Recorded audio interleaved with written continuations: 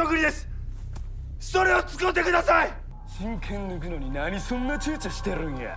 で人を切る喜びを忘れた言うなら。ダメ、Kerasダメ。Hai, selamat datang dan kembali lagi di alur cerita film ini. Pada rangkuman kali ini, aku akan lanjutin cerita Rurouni Kenshin Part 2 Kyoto Inferno. Film ini disutradarai oleh Keiichi Otomo yang dibintangi oleh Takeru Sato, Emi Takeni, Muneta Aoki, dan Tatsuya Fujiwara. Ini film berhubungan dengan yang sebelumnya. Jika kalian belum nonton film yang sebelumnya, aku saranin kalian menonton film yang sebelumnya terlebih dahulu. Pada film yang kali ini, Kenshin menghadapi musuh yang lebih kuat, sampai Kenshin terdampar di pantai dan bertemu dengan gurunya. Gimana dengan ceritanya? Tak usah lama-lama lagi, langsung saja aku ceritain alur filmnya. Pintu teater dibuka. Pada tahun 1878, di tambang Setyu Hyogo, era Meiji 11, Hajime Saito dan sekelompok polisi memeriksa tempat tersebut. Dikabarkan adanya pembantaian di sana. Polisi yang menyelidiki, mereka diserang dan dibunuh satu persatu. Lalu, Saito bertemu seseorang yang menguasai tempat tersebut yang bernama Makoto Shishio. Polisi yang disandra oleh Shishio, mereka dibunuh seperti nyawa tidak ada harganya. Hajime Saito melawan semua orang di sana sendirian. Sampai akhirnya, dia tidak bisa mengejar Shishio karena terhalang oleh reruntuhan. Lalu, scene berpindah di pertunjukan teater yang menceritakan sang pembunuh Bakyusai, plesetan dari Shibatosai. Kenshin, Kouru, Yahiko, dan Sanosuke menonton pertunjukan itu. Lalu, di dojo Kouru sekarang sudah banyak murid yang berlatih di sana. Kouru yang mengarahkan dan melatih mereka. Murid-murid di sana ingin diajari oleh Kenshin karena Kenshinlah alasan mereka di sana. Namun, di era saat ini, teknik pedang Kenshin sudah tidak digunakan. Lalu, ada polisi yang datang menemui Kenshin. Toshimichi Okubo, seorang menteri dalam negeri, dia ingin bertemu dengan Kenshin dan membicarakan hal penting. Lalu, Kenshin bersama Sanosuke pergi untuk menemui Okubo itu. Okubo memberitahu tentang Shishio yang merencanakan sesuatu di Kyoto. Dia memberitahu siapa Shishio itu. Shishio adalah seorang samurai yang berjuang bersama dengan Kenshin saat perang Boshin. Shishio sama kuatnya seperti Kenshin, namun dia tidak seperti Kenshin. Shishio memiliki ambisi yang kejam. Nafsunya ingin berkuasa dan menginjak-injak semua orang sangatlah tinggi. Karena kekejamannya Shishio saat membunuh, dia ditakuti oleh pemerintahan. Sehingga Shishio dikhianati. Dia ditusuk dan dibakar. Yang waktu itu harusnya Shishio mati, namun saat itu turun salju. Dan Shishio masih hidup. Lalu dia pergi ke dunia bawah Kyoto. Serta dia menyimpan kekecewaan dan amarah yang besar kepada pemerintahan. Di sini, Okubo meminta bantuan kepada Kenshin untuk menghentikan Shishio. Kenshin masih ragu, dan juga Kouru serta teman-temannya tidak setuju Kenshin pergi ke Kyoto. Saat Okubo di perjalanan pulang, dia didatangi dan dibunuh Sujiro Seta. Sujiro Seta ini dia salah satu dari 10 pendekar pedang yang ikut dengan Shishio. Lalu, Kenshin ingin menemui Okubo. Namun, saat Kenshin sampai di sana, dia melihat Okubo sudah tewas. Kenshin dibisiki oleh Sujiro. Ada yang akan membunuh Okubo saat itu. Maka Sujiro memanfaatkan situasinya. Di tempat polisi, banyak sekali mayat polisi yang dibunuh oleh Shishio. Di sini, lagi dan lagi Kenshin mengingat kesedihan dan rasa kesepian saat seseorang mati. Kenshin bertemu dengan Kouru dan dia berpamitan karena Kenshin akan pergi ke Kyoto untuk menghentikan Shishio. Sanosuke selalu marah saat Kenshin tidak mengajaknya untuk bertarung.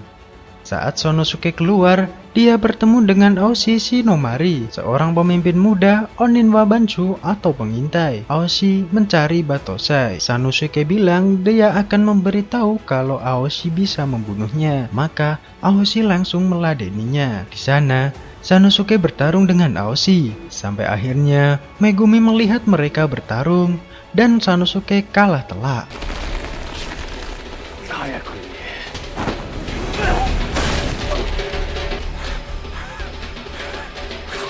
Singkatnya, Kenshin sampai di daerah Odawara Tokaido. Di dalam kapal Shishio, Sujiro memberitahu kalau Kenshin sudah di daerah sana.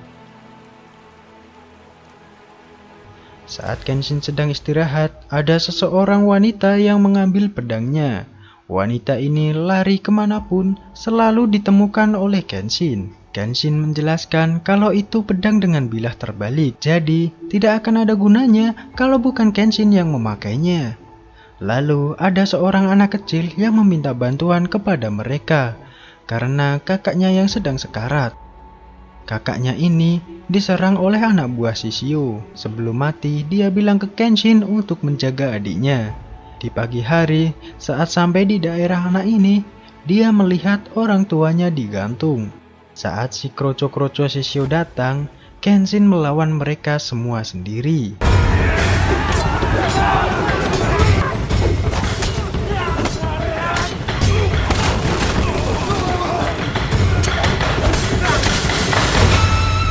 Saat ibu dan ayah anak ini mau diturunkan Kenshin, warga melarang. Namun, Kenshin tetap menurunkannya. Warga takut dengan Shishio jika tidak mematuhi perintah Shishio. Lalu, Sujiro datang dan membawa Kenshin untuk bertemu Shishio. Pembicaraan Kenshin dengan Shishio mengajarkan tentang keadilan dan rasa bersyukur. Shishio tidak memiliki dendam apapun. Namun dia ingin menguasai seluruh Jepang dengan pemerintahan yang dibuat olehnya, di mana yang lemah akan mati, yang kuat akan tetap hidup. Luka yang didapat Shishio mengajarkannya untuk lebih memahami arti keadilan. Saat Kenshin menentang Shishio, dia menyuruh Sujiro untuk mewakilinya. Shishio akan menunggu di Kyoto saat Kenshin nanti siap untuk melawannya. Kenshin dan Sujiro akhirnya mereka bertarung.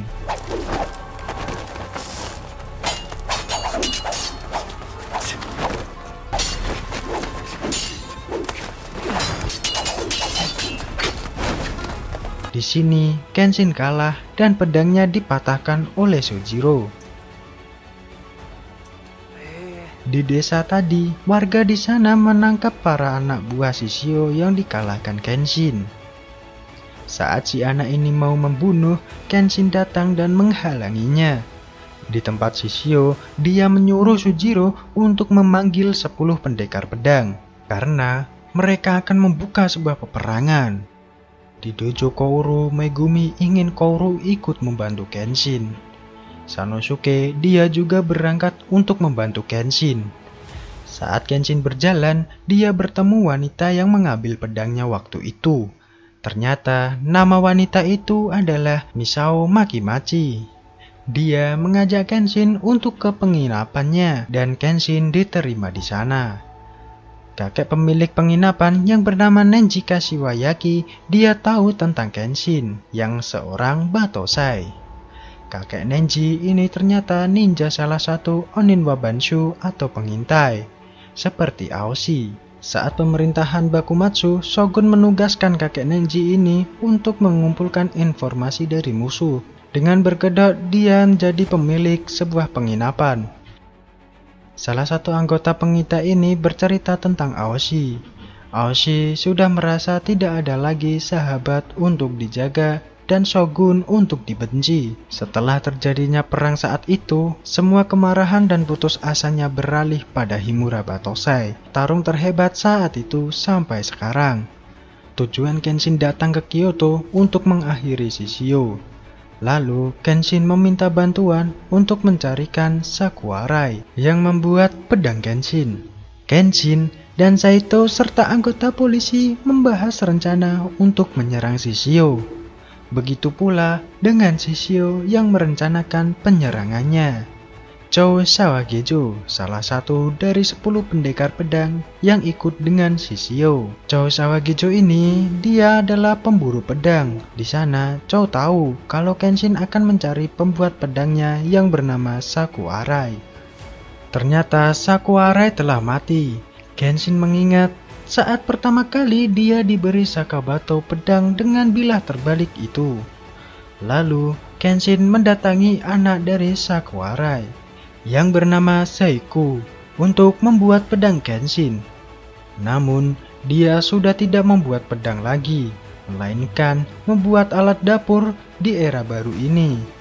Kaoru dan Yahiko sudah sampai di Kyoto dan mereka masih mencari Kenshin. Anak Seiku didatangi oleh Chou. Chou datang untuk mengambil pedang terakhir buatan Sakuarai. Saat Kenshin kembali ke Seiku, dia diberitahu kalau bayi Seiku dibawa Chou. Lalu Kenshin mendatangi Chou di kuil dan meminta anak itu untuk kembali. Karena tidak bisa dibicarakan baik-baik, akhirnya mereka bertarung.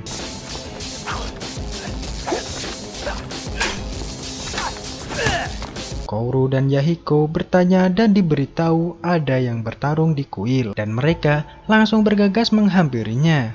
Kenshin bertarung hanya dengan sarung pedangnya. Namun, hanya dengan sarung pedangnya itu dia bisa membuat Chou sedikit terkapar.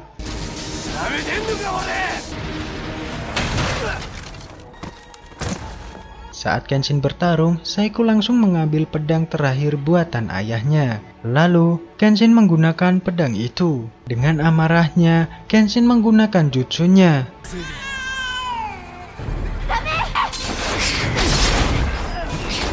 Yang dia pikir telah membunuh Chou, ternyata pedang itu juga pedang dengan bilah terbalik. Di penginapan, Kenshin memeriksa dan mengganti sarung serta pegangan pedangnya. Saat dia tanya kepada Seiku, ternyata itu pedang Sakabato yang asli. Dia sedikit marah kepada Kaoru yang datang mencari Kenshin.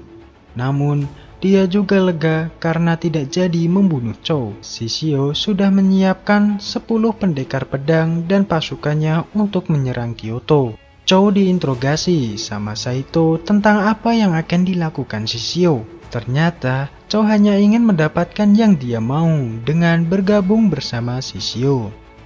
Lalu dia memberitahu kalau Shishio akan menyerang Kyoto. Kakek Nenji memerintahkan semua anggota pengintai untuk bersiap-siap menghadapi Shishio. Semua polisi mengevakuasi penduduk Kyoto. Saat Kenshin mau berangkat, Yahiko dan Kaoru ingin ikut bertarung. Lalu, Kaoru dan Yahiko ikut anggota pengintai. Shishio menyuruh 10 pendekar pedangnya untuk menempati posisinya dan memerintahkan pasukannya untuk bergerak. Kenshin dan anggota polisi masih menunggu sampai akhirnya datang kelompok dari Shishio yang banyak sekali dan membawa api yang sangat besar. Saito dan Kenshin langsung bergegas melawan. Sanosuke pun ikut bertarung di sana.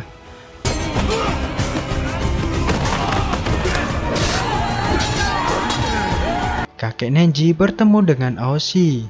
Karena Aoshi sulit dikasih tahu, akhirnya mereka bertarung.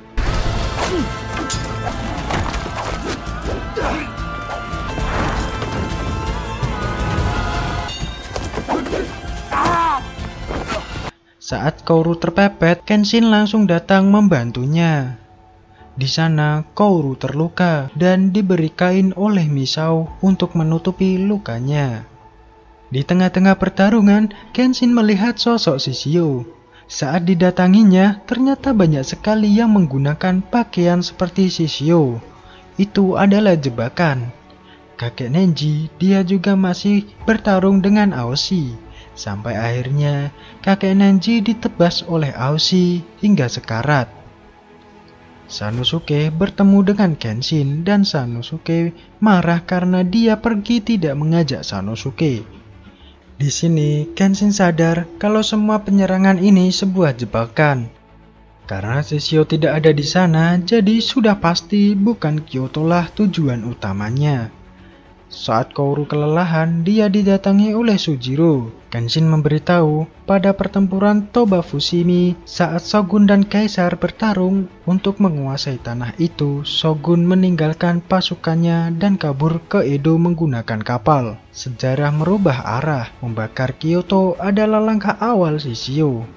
Jika Shishio ingin menelusuri sejarah, maka tujuan utamanya adalah Tokyo. Kenshin melihat Kouru yang dibawa oleh Sujiro dan Kenshin langsung mengejarnya. Kapal Shishio sudah bergerak mau berangkat. Kenshin berlari dan langsung menaiki kapal itu. Dia di sana mencari Kouru. Namun Kenshin dihalangi oleh anak buah Shishio dan 10 pendekar pedang. Kenshin marah saat dia dihasut oleh Shishio. Kenshin langsung mengejar Kouru yang dijeburkan ke laut. Kenshin tidak menemukan Kouru di sana, dan Kenshin sudah berada di tepi pantai. Lalu ada seorang yang menghampiri Kenshin, dan orang itu adalah guru Kenshin yang bernama Seijiro Hiko. Dan film pun berakhir. Pesan yang bisa kita ambil dari film ini adalah jangan pernah merasa bahwa dirimu lah yang paling tertinggi, karena di atas langit masih ada langit lagi. Aku akan lanjutin part selanjutnya, jadi tetap terus pantau channel ini. See you, bye-bye.